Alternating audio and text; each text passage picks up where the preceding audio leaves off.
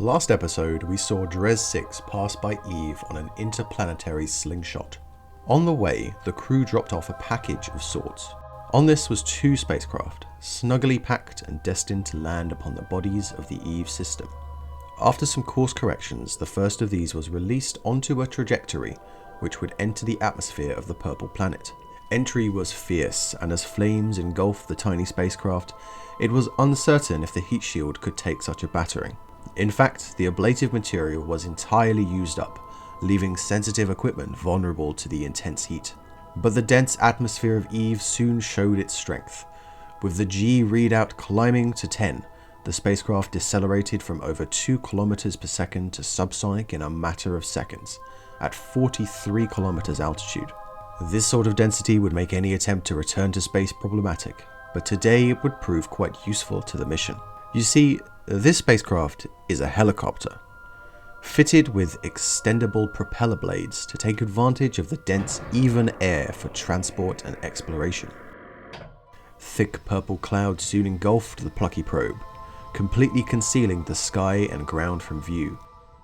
Mission controllers could only watch the slowly descending altitude readings and dwindling electric charge supply. The clouds eventually parted, revealing a welcome sight. We were landing on solid ground. The helicopter could quickly cut its speed, but that, if anything, made this thing more tricky to fly. Rotational speed of the propellers is controlled through this UI window, but does not go instantly to the set speed, making it unreliable for setting a comfortable descent speed or for rapid reaction. As such, I set the rotation to a high speed and feathered the brakes on and off to control the descent. After some fussing, I did manage a soft landing.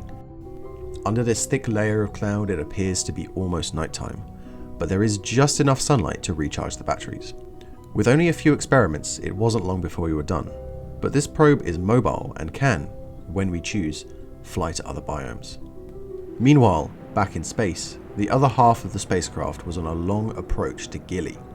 This moon is tiny with insanely low gravity, so approach is more like a rendezvous than a typical planetary transfer. I used what remained of the transfer stage and then separated an appropriately tiny probe. After a very long descent, this probe settled into the surface and began its experiments. We have plenty of fuel remaining, so, at any time, this probe can search for other biomes to do more science. Before Dres 6 departed Kerbin, a flotilla of spacecraft was launched in the direction of Duna. These were atop a new rocket, the Atlas, which is capable but relatively simple, and will be the workhorse of our interplanetary program. 2 rovers and an orbiter set off on their long journey into the black. Despite the vast distances and time of the voyage, these spacecraft arrived at the same time as Dres 6 and her probes, so you might notice my Kerbal alarm clock is stacked with upcoming events, and that most of the stuff in this episode is not in chronological order. It all happened at the same time, and was quite manic. First, we should talk about the DRO, or Duna Reconnaissance Orbiter. This craft carries a host of scientific experiments, equipment for mapping Duna and Ike, and a powerful communication relay. On the top, there is also another small lander probe. Indeed, it is identical to the one we just landed on Gili. This will be our Ike lander. It's small and simple, but it gets the job done.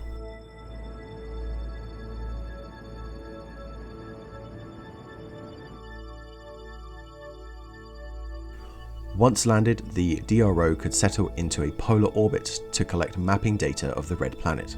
These maps will be useful for our remaining missions. Contained within these capsules are the rovers Rusty and Dusty. They have a cruising stage like lots of actual Mars rovers, containing a little fuel and solar panels. I thought it was a pretty cool design. Anyway, Rusty was the first to arrive. He approached the planet with caution, diving only a little way into the atmosphere, and having to fire his engines to actually sustain orbit. This was handy though, as the DRO had not yet arrived at this time.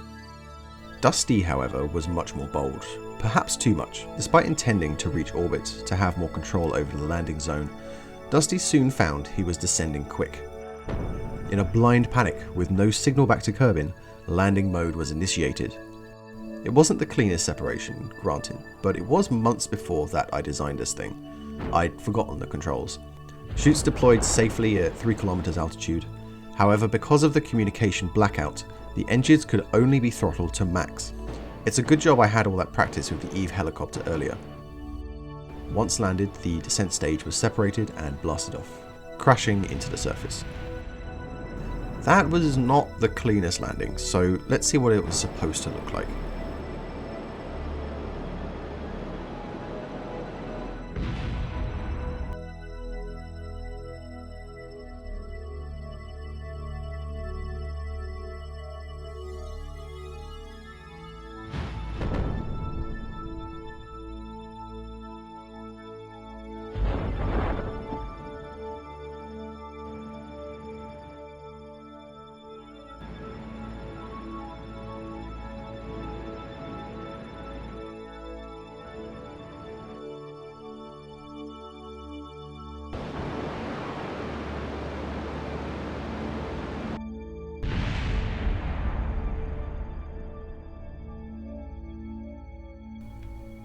I mean, still not perfect, but it will do.